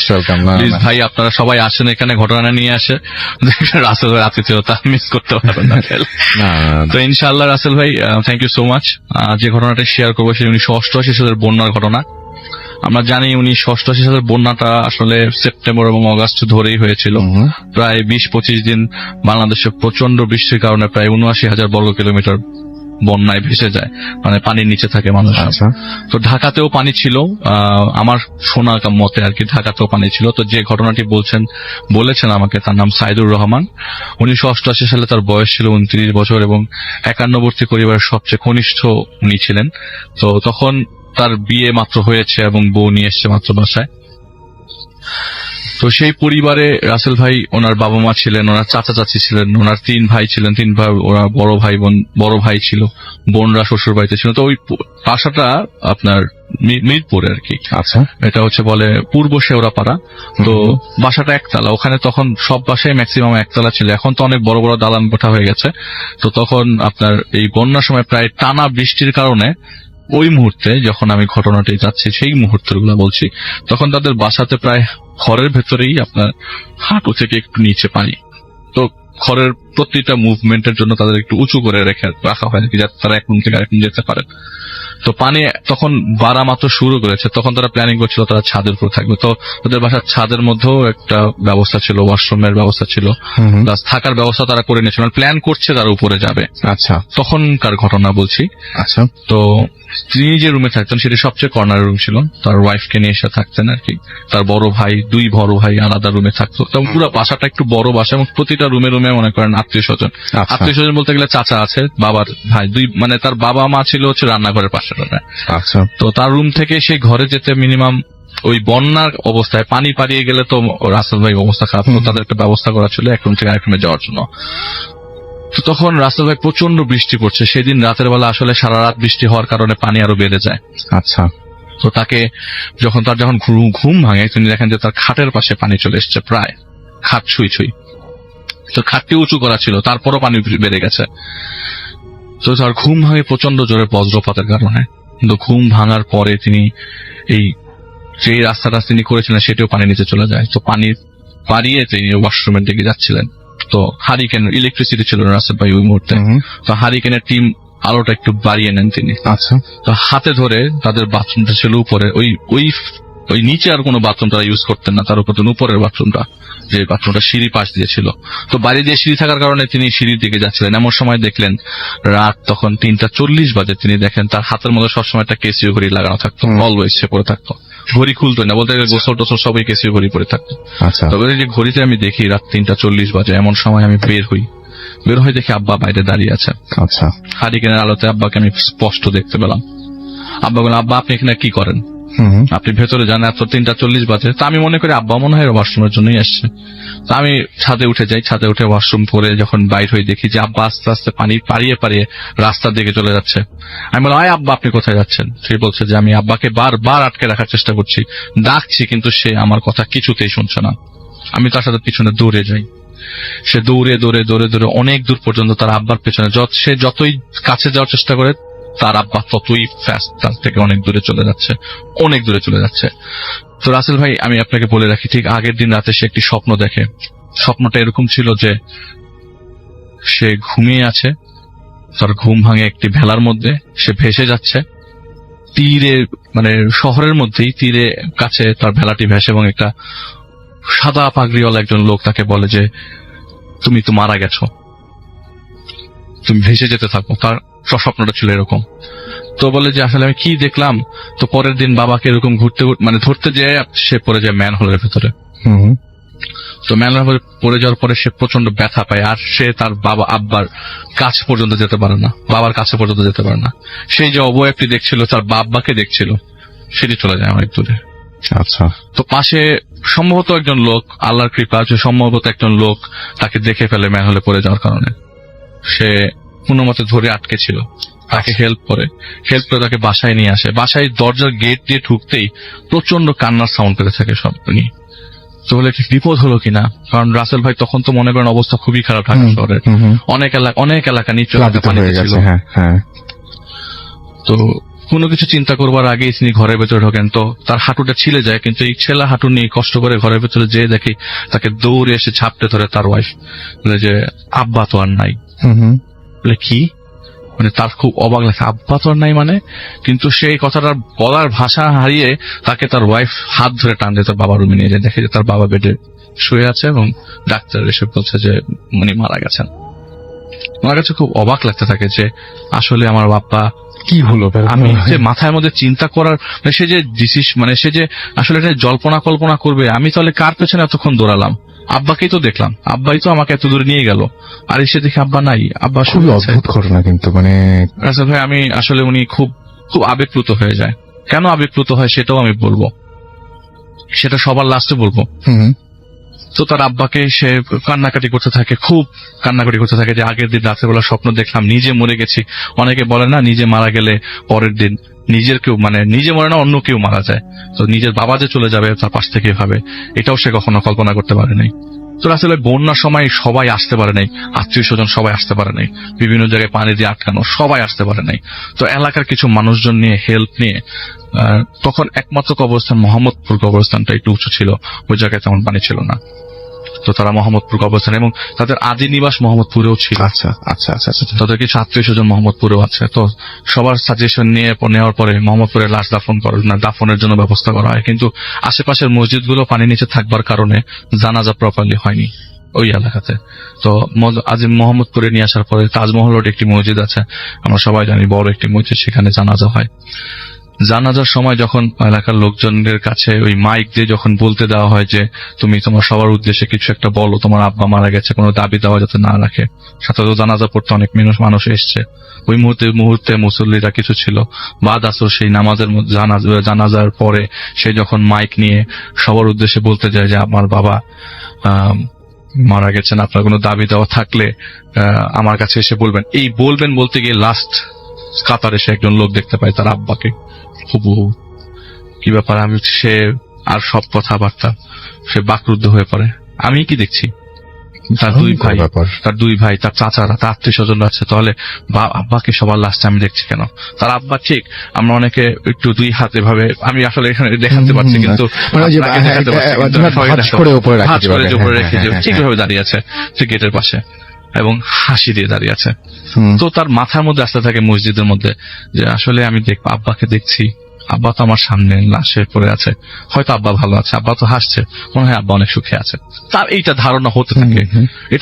এটা কি ধরনের ধারণা রাসেল ভাই আমার কোনো আইডিয়া নেই। অনেক ঘটনা নিয়ে এসে রাসেল ভাই আমি ভূত এফএমে শেয়ার করছি, অনেক ঘটনাই বলছি রাসেল ভাই, এটা একটু বিট ডিফারেন্ট। তার কাছে মনে হতে থাকে আমার আব্বা মনে হয় ভালো আছে। সে যখন দাফন শেষ করে, সবচেয়ে ইন্টারেস্টিং ব্যাপার হচ্ছে সে যখন দাফনটা শেষ করে, দাফন শেষ করবার পরে সবাই যখন চলে যেতে থাকে, সে একমাত্র বান্দা, সে কি কারণে জানি সবাইকে বকশিশ দিতে দিতে ওই জায়গাটা থেকে যায়। আর তখন তার ফাইন্যান্সিয়াল কন্ডিশন অত ভালো ছিল না। তারপরও সে চেষ্টা করে ওইখানে গরিবদেরকে কিছু হেল্প করবার জন্য। তো করতে করতে রাসেল ভাই সে মায়ার চোটে চোখে পানি ফেলতে ফেলতে বাবার কবরটার দিকে আবার পেছনে তাকায়। আমার নিজেরই খারাপ লাগছে। সে দেখে সেই আব্বা তার কবরের পাশে বসে কাঁদছে। এখন সে কি দৌড়িয়ে গিয়ে জড়িয়ে ধরবে আব্বাকে? নাকি বলবে আব্বা তুমি যেও না, আব্বা তুমি আমার সাথে থাকো। খুব খারাপ লাগতে থাকে তার ঘটনা, মানে একটু দেখে। আমি মাত্রই তো আমার আব্বাকে নিজের হাতে ধরে কবরে নেমে শোয়ালাম, সেই মানুষটিকে আমি জ্যান্ত দেখতে পাচ্ছি কবরের পাশে বসে কান্না করছে। খুব খারাপ লাগতে থাকে তার ভাইরা তাকে টানতে থাকে, কিন্তু সে তার ভাইদেরকে বলতে থাকে না, বলে নাই। হয়তো বলে যে আমি হয়তো সেলফিশের কাজ করলাম, আমি নিজে দেখতে পাচ্ছি, ওরা দেখতে পাচ্ছে না, তো আমি এটা কাউকে বলবো না, আমি দেখবো আব্বাকে, আমি দেখবো শুধু। প্রচন্ড ভালোবাসতো হয়তো বা এই জন্য রাসেল ভাই, হয়তো বা রাসেল ভাই এই প্রচন্ড ভালোবাসার কারণেই হতে পারে যে এই কারণে সে এগুলি দেখতে পাচ্ছে। সে মনে করতে থাকে হয়তো আব্বাকে আমি দেখতে পাচ্ছি, আব্বা আমাকে অনেক ভালোবাসে, কিন্তু তার মাথায় এখনো আসে নাই যে এটা আরো দূর গড়াতে পারে রাসেল ভাই, আরো দূর গড়াতে পারে। আমি বলছি আরো দূর গড়াতে পারে, এখনো শেষ হয়নি। আমি মাত্র মাঝখানে আসলাম। আচ্ছা, সে বাসায় ব্যাক করে রাসেল ভাই, হাঁটুর প্রচন্ড ব্যথার কারণে সে অনেক কাজ ঠিক মতো করতেও পারে নাই। যাদেরকে দিয়েছে তারা কাজ শেষ করেছে, কিন্তু তার মতো প্রপারলি হয় না। কিন্তু সে প্রচন্ড টায়ার্ড ছিল ওই দিন। তো আপনি বুঝতে পারতেছেন এলাকায় পানি, তত তাড়াতাড়ি লাশ দাফন করা যায়। আর প্রচন্ড বৃষ্টি আছে, তখনও বৃষ্টি হচ্ছে, বৃষ্টির মধ্যে লাশ দাফন করা, বৃষ্টি হয়ে যাচ্ছে, এবং গুড়ি গুড়ি বৃষ্টি না, বেশ জোরে বৃষ্টি। সে ভিজে একেবারে শেষ। তো বাসায় আসার পরে সে গোসল করার পরে সে চেষ্টা করে যে শোয়ার জন্য, শুতেই তার ঘুম চলে আসে, কারণ টায়ার্ড প্রচন্ড। রাসেল ভাইয়ের প্রচন্ড বৃষ্টি, আবারও তার বৃষ্টির মধ্যে ঘুম ভাঙে। রাতের বেলা ঘুম ভাঙে একটি স্বপ্নে। স্বপ্নটা এমন যে তারা 3 ভাই দাঁড়িয়ে আছে বাসার সামনে, আর তার বাবা তার মাকে নিয়ে যাচ্ছে। তো তারা বারবার বলছে আব্বা তুমি তো চলে গেছো, আব্বা তুমি আম্মাকে নিও না। তারা বারবার তার বাবার পায়ে ধরে কান্নাকাটি করছে, বাবা তুমি আম্মাকে নিও না, আব্বা তুমি আম্মাকে নিও না, প্রচন্ড কান্নাকাটি করছে। তো হঠাৎ করে রাসেল ভাই এই স্বপ্নে ঘুম ভাঙে, প্লাস বজ্রপাত হচ্ছে বাইরে প্রচন্ড। ঘুম যখন ভেঙে যাওয়ার পরে সে উঠে দেখে যে তার বেডের পাশে তার ওয়াইফ নাই, তার ওয়াইফ শুয়েছিল তার মার পাশে। সে তার রুম থেকে বের হয়ে রান্নাঘরের পাশে তো বাবা মার রুম ছিল, তো মাঝখানে করিডোর পরে সে দেখে ওই হালকা আলোতে তার আব্বার পাশে তার আম্মাকে, না আব্বাকে সে প্রপারলি দেখে না, কিন্তু আম্মাকে সে প্রপারলি দেখছে। কিন্তু এটা দেখার আগেই রুম থেকে চিৎকার হঠাৎ করে, সে ওঠার পরে চিৎকারটা হয়েছে। সে দৌড়ে যায় রুমের মধ্যে, পানি পাড়িয়ে যায়, কারণ ওই মুহূর্তে যে সাপোর্টটা তারা নিত এক রুম থেকে আরেক রুমে যাওয়ার জন্য, এটা পানি নিচে ছিল। আচ্ছা, তাকে পানি পাড়িয়ে যেতে হয়। এবং রুমে যে দেখে যে খাটটা অনেক উঁচু করেছিল, তো ওই খাট থেকে পরে তার মা পানিতে পড়ে মারা গেছে, পানিতে পড়ে আছে, কোনো মুভমেন্ট নেই, কিছু নেই। তো মারা গেছে কেন বললাম, পাশে থেকে ডক্টর নিয়ে আসা হয়। আচ্ছা, ডক্টর নিয়ে আসার পর ডক্টর বলে যে উনি আর বেঁচে নেই। যেদিন বাবাকে কবর দিল, পরের দিন মা। এবং সবচেয়ে ইম্পর্টেন্ট কথা হচ্ছে রাসেল ভাই তার মাকে নিয়ে পরের দিন একইভাবে তারা সব ধরনের প্রসেস শেষ করার পর মাকে নিয়ে যখন মোহাম্মদপুর কবরস্থানে আসে, ঠিক বাবার পাশেই মাকে কবর দেওয়া হয়। এবং সব শেষে তার বাবা যখন কবর দিয়ে ব্যাক করছে, আমি একটু শর্টকাটে বলে যাই, অনেকক্ষণ সময় নিয়ে ফেলেছি রাসেল ভাই। নো প্রবলেম, গল্প শুনি। আচ্ছা, সমস্যা নাই। তো রাসেল ভাই গল্পের কথা হচ্ছে যে মসজিদের মধ্যে যখন তিনি আবার জানাজা হয়, একই মসজিদে জানাজা হয়, তখন ইমাম সাহেব চোখের পানি ফেলে দেয় তাদের ঘটনা দেখে। তিনি আর বাকরুদ্ধ হয়ে যায়, কোনো কথা বলার মতো অবস্থা থাকে না, তাদের কোনো ভাইয়েরই না। তার মাথাতে খালি কল্পনা হচ্ছে যে আমি কি দেখছি, আমি তো দেখেই যাচ্ছি, ঘটেই যাচ্ছে। মসজিদের মধ্যে তার মাকে সে দেখে নেই রাসেল ভাই, কিন্তু মসজিদের মধ্যে ঠিক একই ভঙ্গিতে তার বাবাকে দেখেন। যখন দাফন শেষ হওয়ার পরে যখন বাবার পাশে মাকে কবর দেওয়া হয়, তিনি অনেকক্ষণ দাঁড়িয়েছিল রাসেল ভাই, কিন্তু কবরস্থানের আশেপাশে কাউকে দেখেনি। ঠিক যখন কবরস্থানের গেট থেকে বের হচ্ছে ওই মুহূর্তে, তখন তিনি কবরের পাশে তার বাবাকেও দেখে, মাকেও দেখে। সবচেয়ে আশ্চর্যজনক অবস্থা। একইভাবে তো আবার সেই কবরে নেমে রাসেল ভাই তার মাকে শুয়ে রেখে কবর দিয়ে অনেকক্ষণ দাঁড়িয়েছিল যে দেখি তারা আসে কিনা। সবাই ডাকছে, এই তুই আসছিস, সাইদুর তুই আস, চলে আয়। কিন্তু তার মাথায় তো একটা ছিল, যদি আমি দেখি, যদি একটু কথা বলতে পারি, যদি একটু কথা বলে তারা আমার রেসপন্স করে। তো সে দেখে যে অনেকক্ষণ ধরে আসছে না, সে ব্যাক করার পরে যখন আবার সেই ঠিক মনের অবচেতনে, মনের চেতনা কি এটা ছিল যে একটু তাকাবো কি তাকাবো না, সে ঠিক পেছনে তার বাবার কবর দিকে তাকাতে দেখে বাবা মা দুইজন একসাথে বসে আছে, কিন্তু এই মুহূর্তে তারা কেউ কাঁদছে না। কেন এরকম দেখলো এই জিনিসটা তিনি এখনো পর্যন্ত চিন্তা করে। এবং রাসেল ভাই যখন তার সাথে আমি কথা বলি, সে বলে যে আমি রাতের বেলা প্রায়ই স্বপ্নে আমার বাবাকে দেখি, প্রায়ই আমার বাবা আসে। আমার মাকে খুব কম সময় দেখি, কিন্তু বাবা মাঝে মধ্যে এসে আমার সাথে কথা বলে যায়, তুই এটা করবি, তুই এটা করবি, তুই এইটা করিস, তুই এই ডিসিশন নিস, তুই ডিসিশন নিস। বাড়িটা ভেঙে এখন অনেক বড় অ্যাপার্টমেন্ট হয়েছে, আমার বাবা প্রায় সময় অ্যাপার্টমেন্টের নিচে আসে, এবং আমি আপনার সাথে কথা বলছি এই মুহূর্তে আমার বাবা আপনার বাসায় আছে। আমি তখন কি বলবো রাসেল ভাই বলেন?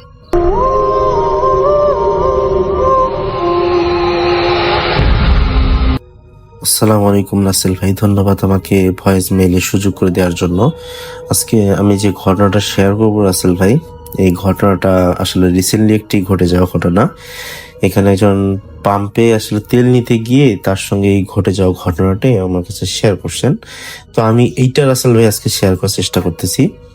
তো আশা করব যে ঘটনাটা খুবই ভালো লাগবে আপনাদের। এটা হচ্ছে খুলনার একটি ঘটনা। তখন মানে খুলনার দিকে শীতের রাতগুলি এমনি পুরো মানে এমনিতে অদ্ভুত নীরব থাকে।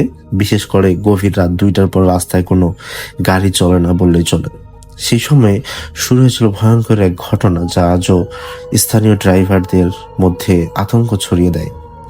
সেদিন ছিল তেল সংকটের সময়। তো পাম্পগুলোতে তেল পাওয়া যাচ্ছিল না। অ্যাম্বুলেন্স ড্রাইভার কামাল রাত 1টার দিকে ফোন পেল যে একজন গুরুতর রোগীকে নিতে হবে দূরের একটি গ্রাম থেকে। তো কামাল তাড়াতাড়ি অ্যাম্বুলেন্স নিয়ে বের হলো, কিন্তু কিছু তো যাওয়ার পর সে বুঝলো যে গাড়িতে তেল খুব কম আছে, মিটার লাল লাইনের নিচে নেমে গেছে। তো কামাল বিড়বিড় করে বলল যে এখন যদি তেল শেষ হয়ে যায় মাঝ পথে বিপদে পড়ব। চারপাশে ঘন কুয়াশা, রাস্তার মাঝে শুধু শুকনো গাছ আর ফাঁকা মাঠ। হঠাৎ দূরে একটা ক্ষীণ আলো দেখতে পেল সে, এবং রাসেল ভাই ওর তখন আশ্বস্তি মিলল যে না, আমি মনে হয় তেল পেয়ে যাচ্ছি এবার। যাক, এটা খুব ভালো হলো, শুক্রিয়া যে আমি তেল পেতে যাচ্ছি। কিন্তু মানে ও যখনই দেখতে পাচ্ছিল যে একটা আলো দেখা যাচ্ছে, এখানে আমি হয়তো তেলের পাম্পে তেল পাবো, তো ধীরে ধীরে কামাল চোখ কুচকে তাকালো। এত রাতে পাম্প খোলা! এমনিতে তেলের অনেক সংকট, আর পাম্প খোলা, এটা প্রচন্ড সে অবাক হয়ে গেল। ধীরে ধীরে কাছে যেতেই দেখলো পুরনো একটা তেলের পাম্প, বোর্ডে লেখা যে মলিন হয়ে গেছে। হ্যাঁ, এটা সে বোর্ডে দেখে। তো রাসেল ভাই তারপর যে ঘটনাটা ঘটলো যে পাম্পের চারপাশে কেউ নেই, শুধু একটা পুরনো বাতি জ্বলছে। আর কামাল গাড়ি থামালো। ঠিক তখনই অন্ধকার থেকে একজন লোক বের হলো। লোকটার গায়ে পুরনো ইউনিফর্ম, মুখটা অদ্ভুত ফ্যাকাশে, আর চোখের নিচে কালো দাগ। লোকটা ধীরে বলল যে তেল লাগবে। কামাল একটু অস্বস্তি পেল, যে তবু বলল যে হ্যাঁ, ফুল ট্যাঙ্কি দেন। লোকটা মাথা নেড়ে পাম্প চালু করলো, কিন্তু আশ্চর্যের বিষয়, পাম্পের কোনো শব্দ নেই, শুধু পাইপ থেকে তেল ঢুকছে। তো কামাল বলল যে কত টাকা? লোকটা তাকিয়ে বলল যে টাকা লাগবে না, যান। তো কামাল অবাক হলো, মানে লোকটা আবার বলল যে আপনার দরকার ছিল, যান। তো হঠাৎ বাতিটা দপ করে নিভে গেল। কামাল ভয় পেয়ে দ্রুত গাড়ি চালিয়ে চলে গেল। কিছুক্ষণ পর সে রোগী নিয়ে ফিরছিল। হঠাৎ অ্যাম্বুলেন্সের ভিতরে ঠান্ডা হয়ে গেল। রোগীর আত্মীয় বলল, ভাই জানালা বন্ধ আছে, তাও এত ঠান্ডা কেন? কামাল পিছনে তাকালো। সে দেখলো রোগীর পাশে আরেকজন বসে আছে, কিন্তু কেউ উঠেনি। লোকটা মাথা নিচু করে বসে আছে। কামাল ভয় পেয়ে বলল, আপনি কে? কোনো উত্তর নেই। হঠাৎ লোকটা মাথা তুলল, এটা সেই পাম্পের লোক। চোখ দুটো সম্পূর্ণ কালো।